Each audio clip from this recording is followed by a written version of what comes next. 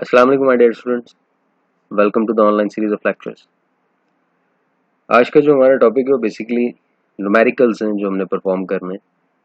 ये प्योरली एक classroom activity है जो हम आमतौर पे जो टॉपिक पढ़ते हैं, जो लेक्चर हम पढ़ते हैं उससे रिलेटेड हम सैम्पल प्रॉब्लम्स और न्यूमेरिकल प्रॉब्लम्स जो हैं वो सॉल्व करते हैं। इससे हमारी एक बेटर अंडरस्टैंडिंग जो है वो डेवलप होती है towards the mathematical expressions and हमें एग्जीक्यूशन आती है फार्मूलाज की। तो हम कोशिश करते हैं कि इसको उसी तरह से परफॉर्म करें जिस तरह से क्लासरूम में परफॉर्म किया जाता है। तो मैं इसका रेफरेंस दे दूं कि ये कहाँ से हम सॉल्व कर रहे हैं। वही जेबर्ट सर्वे की बुक है ये, 9th edition physics for scientist and engineers. इसका चैप्टर नंबर 19 है ये, टेम्परेचर, और सेक्शन 19.5 है macroscopic description of an ideal gas. तो उसके कुछ न्यूमेरिकल्स हैं जो हम सॉल्व करेंगे।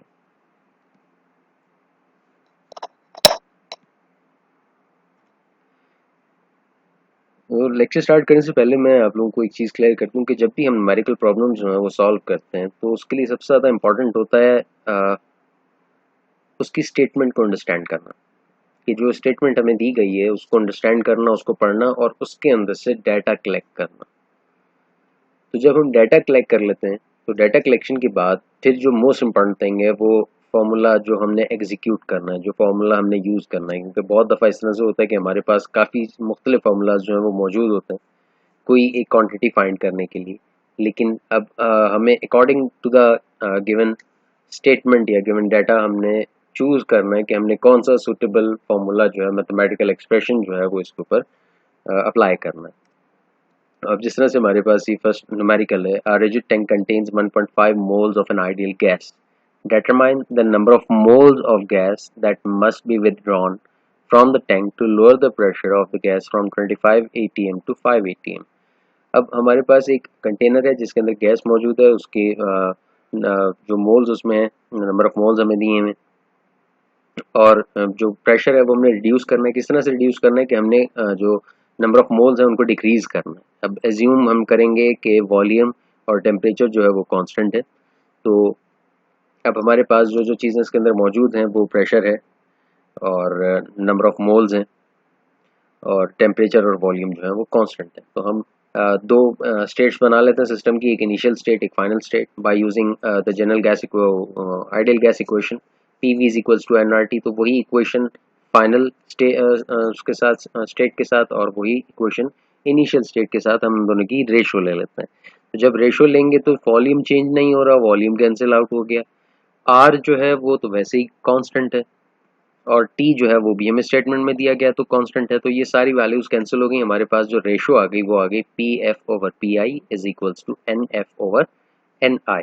तो अब हमने फाइनल नंबर ऑफ मोल्स जो है वो फाइंड करना है। तो ये एन आई जो यहाँ पे मौजूद है, जब हम इसको प्रेशर की साइड पे लेके जाएंगे तो इट विल बी मल्टीप्लाइड, यहाँ पे ये डिवाइड हो रहा है। तो जो वैल्यूज हमें दी गई हैं सिंपल वो हमने यहाँ पे सब्स्टिट्यूट कर देंगे।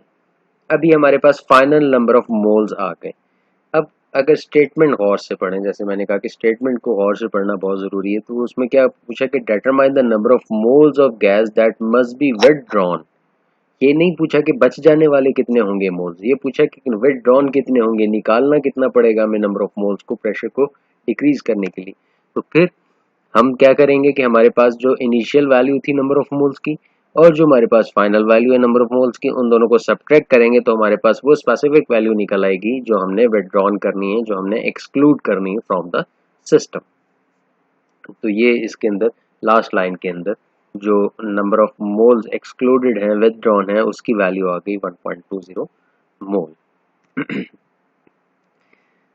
Next numerical, gas is confined in a tank at a pressure of 11 atm।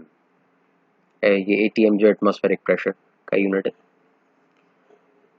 and a temperature of 25 degree centigrade. If 2/3 of the gas is withdrawn and the temperature is raised to 75 degree centigrade, what is the pressure of the gas remaining in the tank?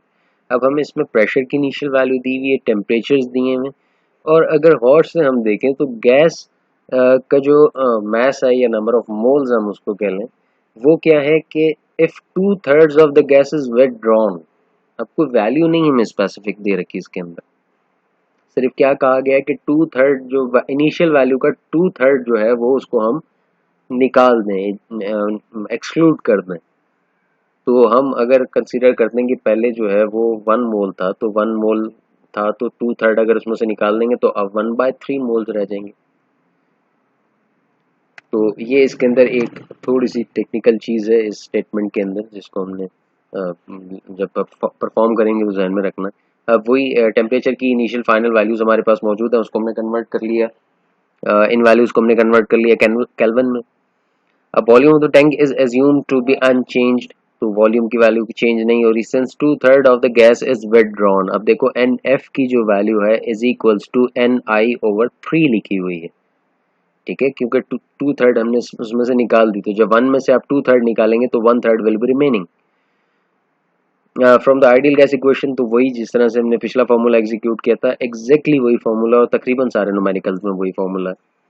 Final stage of PV is equals to NRT and initial stage of PV is equals to NRT, दोनों का हमने जो है वो ratio ले लिया। Final values जो volume की हैं वो अनचेंज है, आर और टी की वैल्यू, सॉरी आर की वैल्यू जो है वो कांस्टेंट है, टी की वैल्यू यहाँ पे कांस्टेंट नहीं है, वो दी गई है हमें दोनों। तो अब हमारे पास क्या रह गया, PF/PI is equals to NF/NI into TF/TI। तो ये वैल्यूज हमने यहाँ पे हमारे पास आ गई। हमने फाइंड क्या करना है, फाइनल हमने जो है वो प्रेशर फाइंड करना है। तो उसी तरह से हमने फॉर्मूला को चेंज कर लिया, PF की वैल्यू, तो PI जो है उस साइड पे चला जाएगा तो इट विल बी मल्टीप्लाइड। तो अब NF/NI की वैल्यू पुट करेंगे, तो NF की value 1/3, NI as it is आ गया, तो NI से कैंसिल हो जाएगा, हमारे पास सिर्फ क्या रह गया यहाँ पे 1/3 रह गया। तो टेम्परेचर की जो वैल्यूज हैं, फाइनल वैल्यू 348 केल्विन है, इनिशियल वैल्यू 298 केल्विन है, उसको 11 ATM से हमने मल्टीप्लाई किया तो हमारा आंसर जो आ गया वो 4.28 ATM आ गया, ठीक है। तो इसी तरह की कोई ना कोई एक माइनस सी जो है वो टेक्निकल चीज़ हर एक स्टेटमेंट में मौजूद होती, जिस तरह से यहाँ नंबर ऑफ मोल्स की कोई एग्जैक्ट वैल्यू नहीं थी, सिर्फ हमें दे दिया कि 2/3 जो है वो विथड्रॉन कर दिया। तो इन चीज़ों को थोड़ा सा समझना और उनको अकॉर्डिंगली सॉल्व करना बहुत ज़रूरी होता है। 29 numerical, gas is contain in an 8 litre vessel, ये उसका वॉल्यूम दिया हुआ है 8.00 litres, at temperature of 20.0 degree centigrade, temperature हमें दिया हुआ है, प्रेशर भी दिया हुआ है। अब वॉल्यूम, टेम्परेचर, प्रेशर तीनों चीज़ें दे रखी। Determine the number of moles of gas in the vessel, how many molecules are in the vessel. अब हमने नंबर ऑफ मोल्स भी निकालना है और नंबर ऑफ मॉलिक्यूल्स भी निकालना है, तो जब हम नंबर ऑफ मोल्स निकाल लेंगे तो नंबर ऑफ मॉलिक्यूल्स निकालना हमारे लिए बहुत आसान है। तो हम आइडियल गैस इक्वेशन यूज करते हैं, PV is equals to NRT, number of moles निकालने तो N is equals to PV/RT हो जाएगा, क्योंकि PV is equals to NRT होता है ना, तो RT जो है वो जब PV की साइड पे जाएगा तो वहाँ पे डिवाइड हो जाएगा। अब वैल्यू सब्स्टिट्यूट करना शुरू किए, अब ये 9.00 ATM और साथ ये वैल्यू जो लिखी हुई है ये आपको उसमें स्टेटमेंट में नज़र नहीं आ रही थी, ये बेसिकली क्या है, ये यूनिट कन्वर्जन है कि जब ATM को हमने पास्कल में चेंज किया है, ठीक है, न्यूटन पर मीटर स्क्वायर या पास्कल में जब हम उसको चेंज करते हैं तो 1 ATM is equals to 1.013 multiply 10⁵ pascal के इक्वल होता है, ठीक है। तो जब ये 9 है तो हमने इसको 9 से मल्टीप्लाई कर दिया। उसके बाद लीटर को जो है वो मीटर क्यूब में चेंज किया है, तो वो 10⁻³ यहाँ पे आ गया। उसके बाद R की वैल्यू तो कांस्टेंट है वो उसी तरह से आ गई, और T की वैल्यू जो हमें गिवन थी उसको हमने चेंज कर लिया है केल्विन में। 20 डिग्री सेंटीग्रेड था तो 273 ऐड करेंगे तो इट विल बिकम 293 केल्विन। तो इसको जब हम कैलकुलेशन परफॉर्म करेंगे तो नंबर ऑफ मोल्स 2.99 मोल्स इसके अंदर मौजूद हैं। तो नंबर ऑफ मॉलिक्यूल्स निकालने के लिए जितने मोल्स हैं उसको आप मल्टीप्लाई कर दें एवोगैड्रोस नंबर से, कि भाई इतने मोल्स हैं, जिस तरह से हमारे पास जो है वो एग्स हैं, 1 डजन एग हैं, तो हमें कंफर्म है कि भाई 1 दर्जन अगर अंडे हैं तो उसके अंदर 12 अंडे होंगे, 12 एग्स होंगे उसमें, ठीक है। तो इसी तरह एक जो number of one number of mole जो है, 1 मोल के अंदर जो एवोगैड्रोस नंबर के बराबर मॉलिक्यूल्स होते हैं, तो 2.99 में कितने होंगे उसको हम एवोगैड्रोस नंबर से मल्टीप्लाई कर देंगे सिंपली। तो जब उनको मल्टीप्लाई किया तो ये हमारे पास नंबर ऑफ मॉलिक्यूल्स भी आ गए और नंबर ऑफ मोल्स हम ऑलरेडी कैलकुलेट कर चुके हैं, तो ये दो चीज़ें हमें इसमें निकालनी थी। नेक्स्ट न्यूमेरिकल में क्या है भाई, a container in the shape of a cube. अब क्यूब है तो इसका मतलब है कि उसकी सारी डायमेंशंस इक्वल होंगी, तो ये चीज़ इसमें कंफर्म हो गई। तो एक डायमेंशन दी हुई है तो हम उसका वॉल्यूम निकाल सकते हैं, ठीक है। तो ये छोटी छोटी चीज़ें होती हैं हर एक स्टेटमेंट के अंदर, जिसको हमने कीनली जो है वो अंडरस्टैंड करना होता है, ऑब्जर्व करना होता है।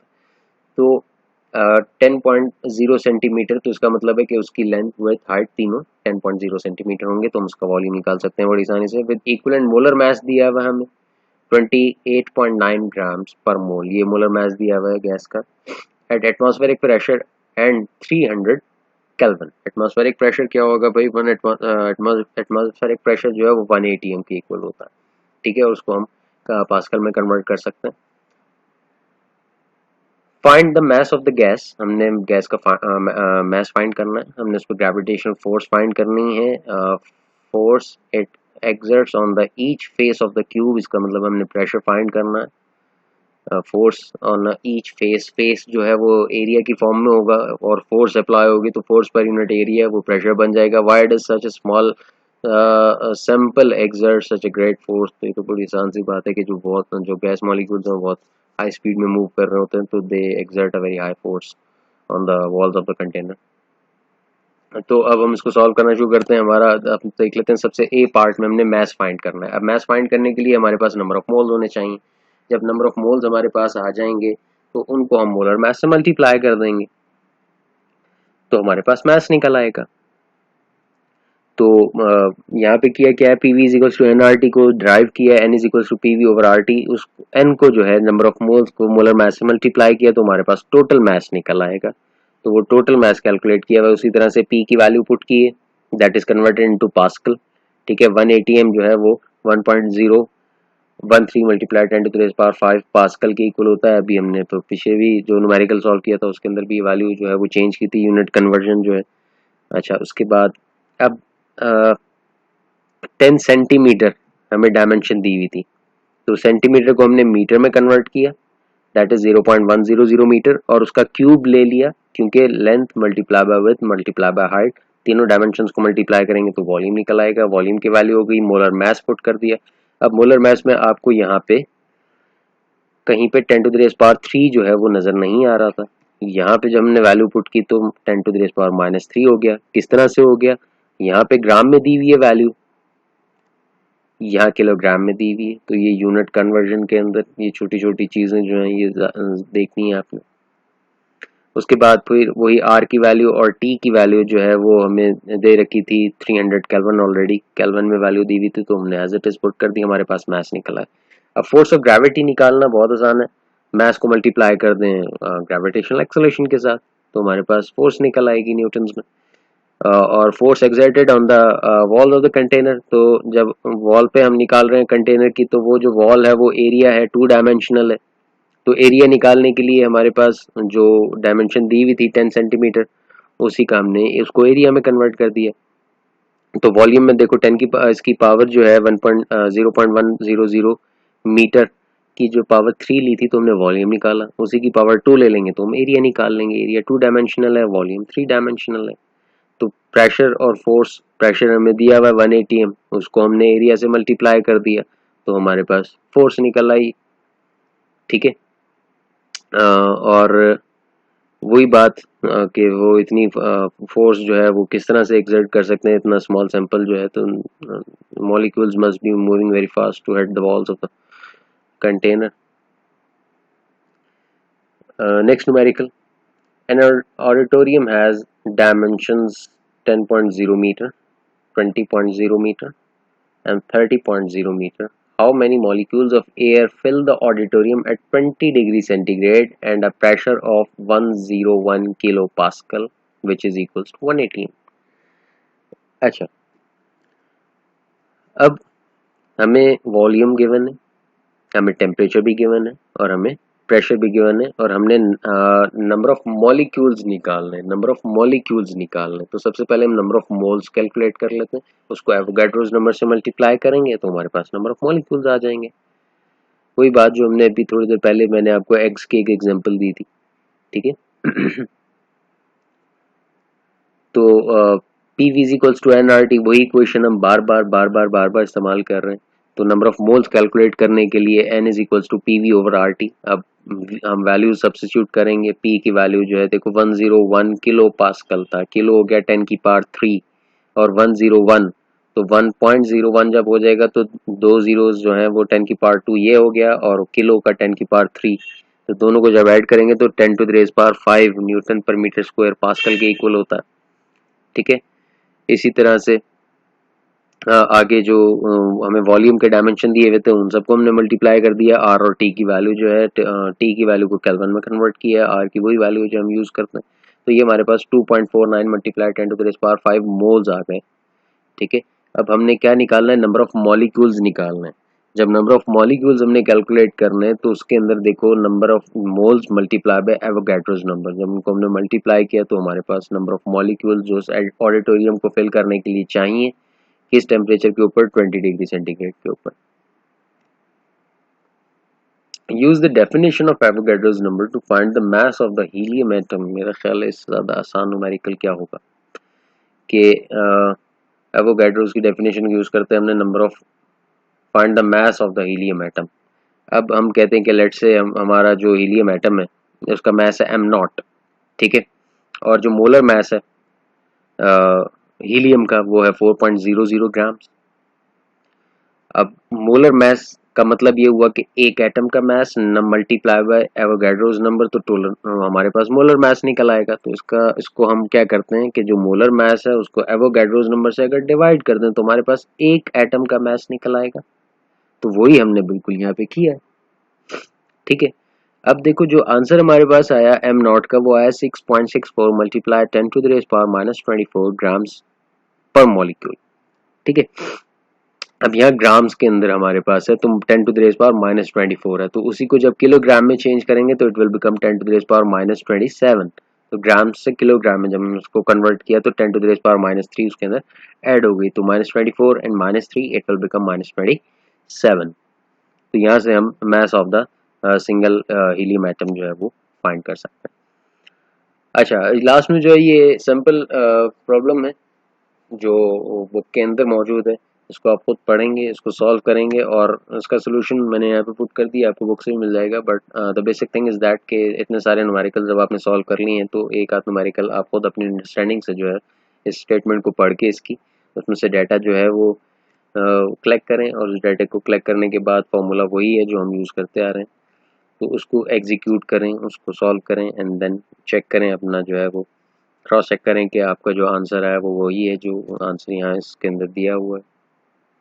तो आई होप आप लोगों को काफ़ी हद तक इस चीज़ की समझ आई है, लेकिन ये तब तक परफेक्ट नहीं होगा जब तक आप इसको खुद से परफॉर्म नहीं करेंगे। तो आई सजेस्ट यू पीपल कि आप खुद से इसको सॉल्व करें, खुद एक एक न्यूमेरिकल की स्टेटमेंट जो है बुक से जाके पढ़ें और उसको सॉल्व करें, और इससे रिलेटेड और भी न्यूमेरिकल्स जो हैं इस एक्सरसाइज के अंदर मौजूद हैं, try to solve them as well कि आपकी ज़्यादा से ज़्यादा प्रैक्टिस हो सके। जब तक आप खुद से इनको सॉल्व नहीं करेंगे तो इसको देखने से इतनी अच्छी अंडरस्टैंडिंग आपकी डेवलप नहीं होगी।